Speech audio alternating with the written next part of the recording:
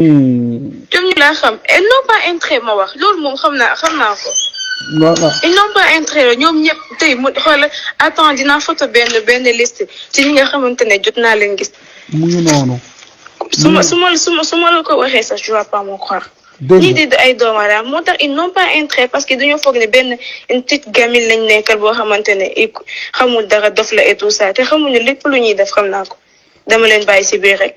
mu ngi noonu nag léegi nag bàyyi ci biir boobu nag te xam ne ñoom ay fen la léegi nag par force nag mu neex mu naqare dafa jot ci taabal nga ne leen yaa ngi may dégg. terrain bi soxlawuma ko dama bëgg ngeen jox ma tabax pour sama famille. Attends, moi, ces gens-là, ay nitu lan lañ.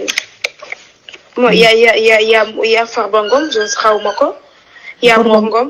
Mor Ngom xam naa ko, Farba Ngom xam naa leen. Ouais, y a Ahmed Khalifa Niass. Y a Mambo Diao 2. Y a Mambo Diao, on sait deux numéros. Y a Antoine Diome. Y a ministre des Finances ADD. Et il y a, le ministre de la Finance, je sais pas, M. Diop, je sais pas. Il y a Pape Samba Diop, Peter Ladjouf, commandant Brimofal. Il y a Bougane Gueye Dany, il y a Maître Abdou Kadi, il y a Maître Abdou Djeylani Kane, il y a Mamour Diallo, il y a Krikou Abdou Mbow, il y a Ali Ndiaye. Pape Samba xam nga au courant ki personne n'est au courant de rien. waaw xam nga man Bougane waxoon naa leen am na lu muy liggéey gouvernement bi. xam nga waxoon naa ñii moo tax ma ne la seen góor dina daan te su ma ñëwee liste bi yow laa koy dénk nga teel ma ko ba au bon moment. lépp loo am ci secret dama lay wax. dama ko bàyyi fii ñuy vérifier di ko gis ñi ay doomu xaram lañ. lépp loo am ci secret mooy sa ngànnaay yow suñ la bëggee sànq wala ñu bëgg laa rey man xam naa ne suñu mujjee yow dañ lay bëgg a rey.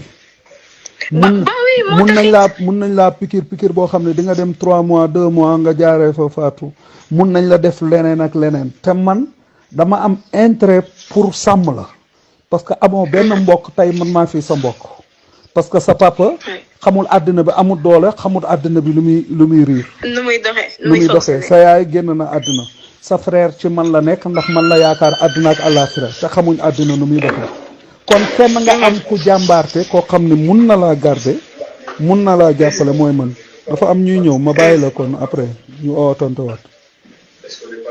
non ñu duñ sax ay nit. gis nga Bougane mu ngi liggéey ak ñoom ci suuf gis nga loolu. bah oui. waaw ba pare mel ni kuy contre au pouvoir bi fekk mu ngi liggéey ak ñoom ci suuf. contre que le mec saa yu demee point yu muy am yëpp da koy sewtiwaat. waaw. ay on lui donne de l'argent pour que mu liggéey day liggéey.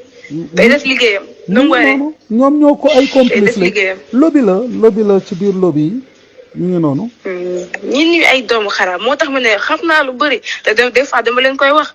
j'en sais trop xam naa lu bëri. mu ngi noonu nag léegi nag loolu nga xam yow da ngay nekk innocent ci kanam seen kanam waaye léegi fëggal taabal.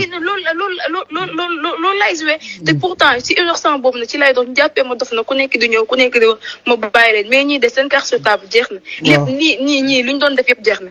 parce que léegi on va jouer carte sur table. léegi suñ xamee ne yow. yeewu nga rek amatul loolu amatul neexal amatul ay neexal nekk fi di yaru wala di wane ne dama yaru wala innocent alors que loolu yëpp gëwuma si dara benn doomam. dañuy jël nit ñi. am laa buy dox comme ñoom ñëpp ñun ñëpp a yem. aji ma ne la ay affaire yaru